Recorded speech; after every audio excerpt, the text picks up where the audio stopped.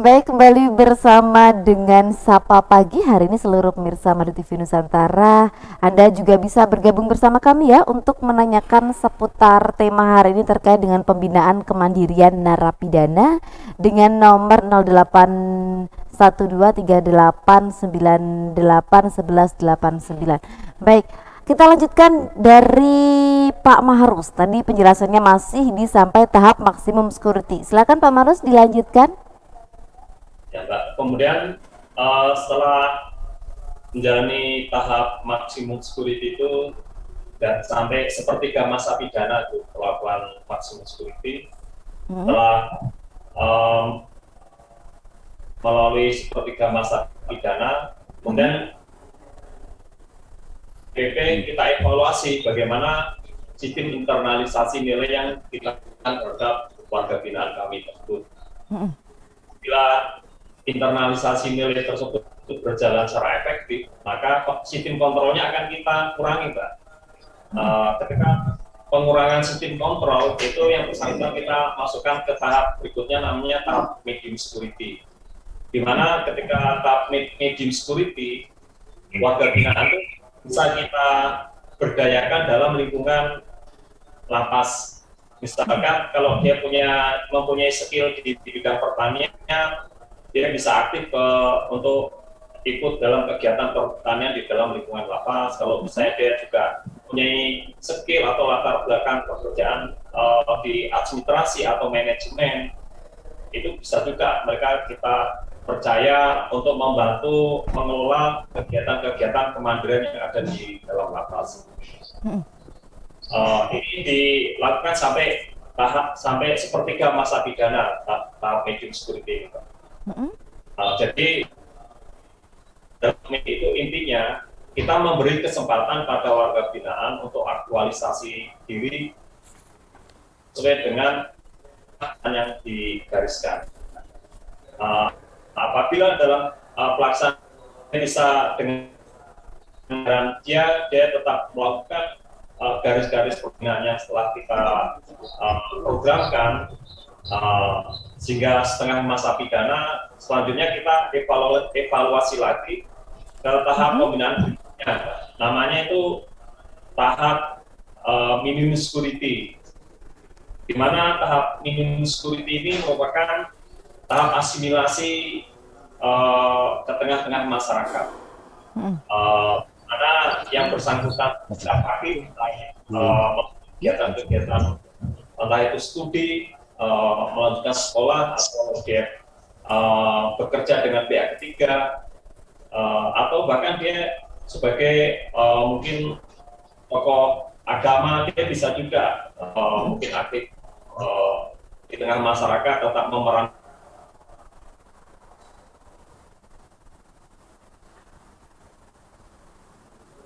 Baik.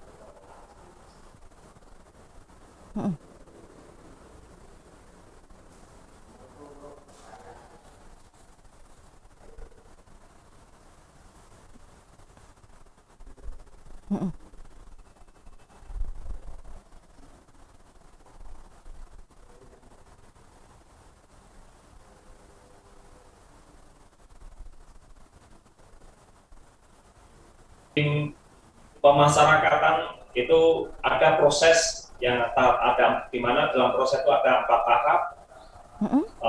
Secara bertahap itu warga binaan dari tahap awal itu diinternalisasi nilai-nilai yang positif atau konstruktif, selanjutnya kontrolnya dikurangi secara bertahap, akhirnya itu dia kembali lagi ke masyarakat membawa nilai-nilai pembinaan yang sudah kita berikan. Yang kita harapkan dengan adanya asimilasi, masyarakat tidak ada resistensi atau stigmatisasi. Mungkin itu, Mbak, secara garis besar penjelasan Mbak. Baik, terima kasih Pak Mahrus. Sementara ini kita ke Pak Adi terlebih dahulu. Halo Pak Adi. Mbak. Ya Pak Adi, tadi kan sudah dijelaskan beberapa tahapan juga dari Pak Mahrus. Ada tahap maksimum, medium, minim, sampai dengan akhirnya para WBP ya, istilahnya adalah warga binaan pemasyarakatan ini akhirnya bisa bebas dan bisa kembali bermasyarakat seperti itu. Sementara untuk di Elsima sendiri, pembinaan kemandiriannya ini berupa apa saja itu Pak Adi?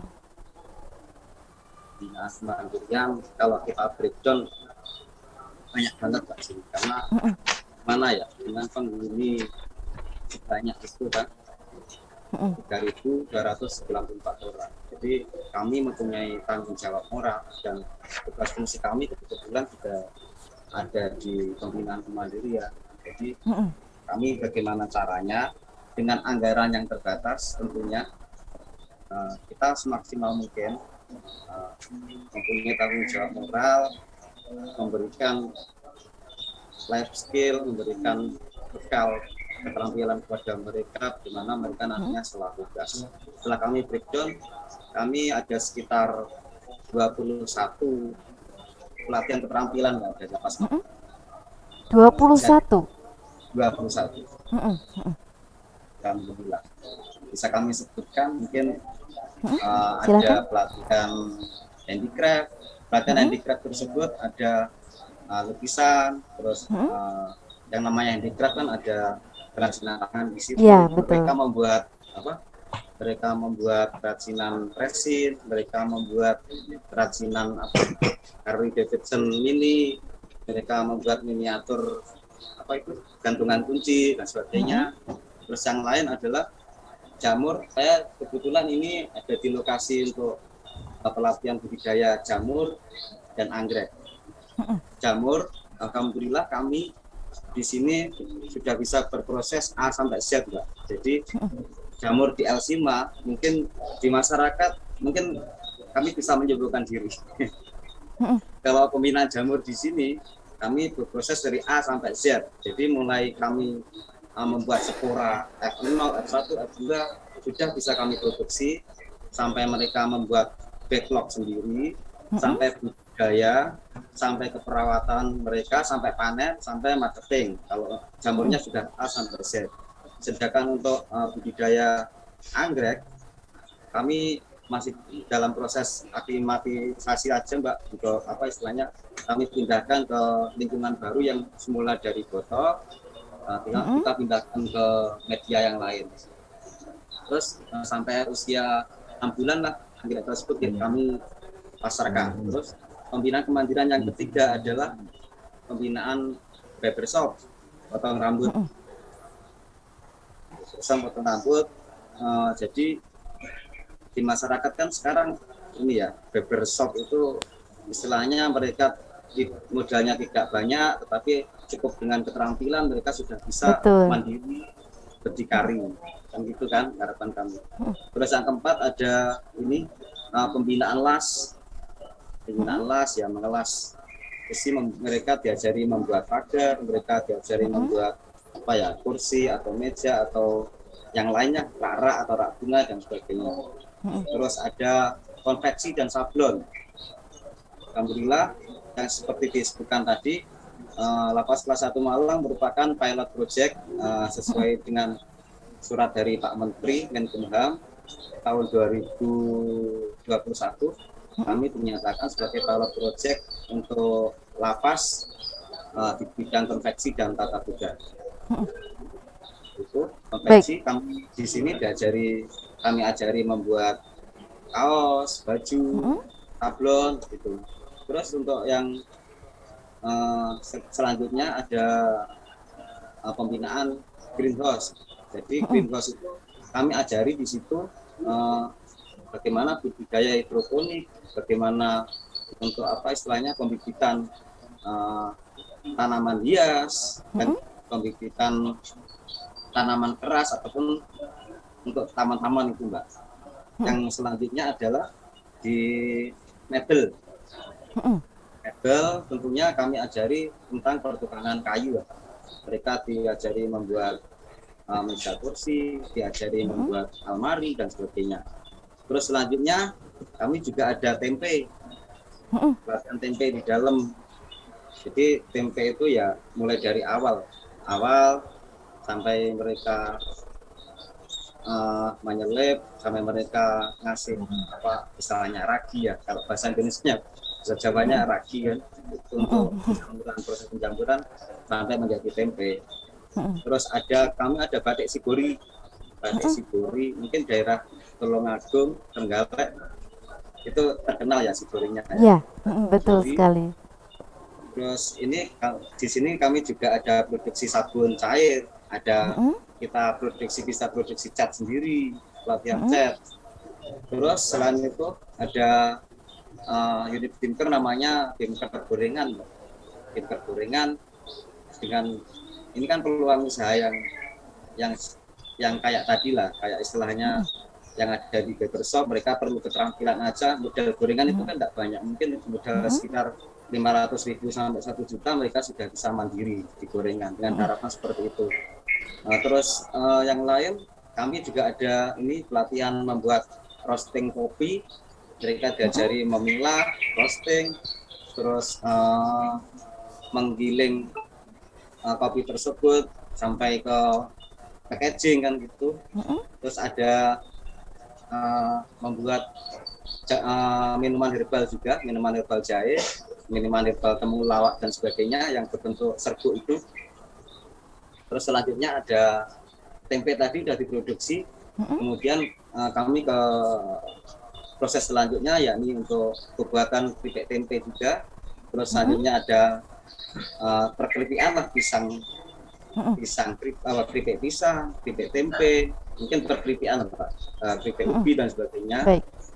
Kami juga ada perikanan air tawar. Perikanan air tawar di sini ada budidaya lele, ada nila, ada lobster air tawar, bahkan ada lobster. Ini yang terakhir kami juga budidaya ikan koi juga ada di sini. Ada mungkin ikan cupang juga ada. Terus selain itu ada pertanian, ini pertanian di tanah, ya kita ajarin menanam sayur. Pokoknya sayur-sayuran dulu, mulai dari sayur kangkung, sawit, cabai, tomat, kubis yang itu. Terus yang selanjutnya kami juga ada budidaya maggot. Mungkin maggot ini kan black pie ya, lalat hitam. Lalat hitam. Bagaimana kami berpikir dengan narapidana yang jumlahnya 3.000 lebih, mereka pastinya kan limbahnya kan banyak. Betul. Terus yang bisa kami urai yakni adalah limbah organiknya, Mbak. Jadi maggot ini menghabiskan semua limbah organik yang ada di lapas Mawar. Jadi diurai, dimakan sama maggot tersebut. Terus hasil dari maggot tersebut bisa kami pakan lele, maggot tersebut kan. Jadi berputar prosesnya di sini, Pak. Maggot bisa menjadi pakan lele, terus maggot juga bisa menjadi pakan ayam kan gitu. Jadi dia muter aja di situ. Jadi kami dengan lapas yang sekitaran kurang lebih 5 hektar, tapi dengan penghuni yang sekian banyak, jadi kami berproses supaya limbah ini bagaimana ya caranya supaya tidak menumpuk dan segitu. Mungkin yang untuk sampah yang anorganik bisa kita pilih, akhirnya ya bisa kita manfaatkan untuk dijual. Jadi tidak ada sampah yang terbuang di LC Mine. Baik. Yang lain ada kami ada semacam pembinaan perkafian di dalam Perkafian. Ya. Jadi Baik, Pak Adi. Siap. Kita lanjutkan pembahasan terkait dengan bagaimana pembinaan kemandirian yang ada di Elsima setelah yang satu ini, Pak Adi ya. Pak Maharus juga jangan kemana-mana, pemirsa Madu TV tetaplah bersama kami di Sapa Pagi.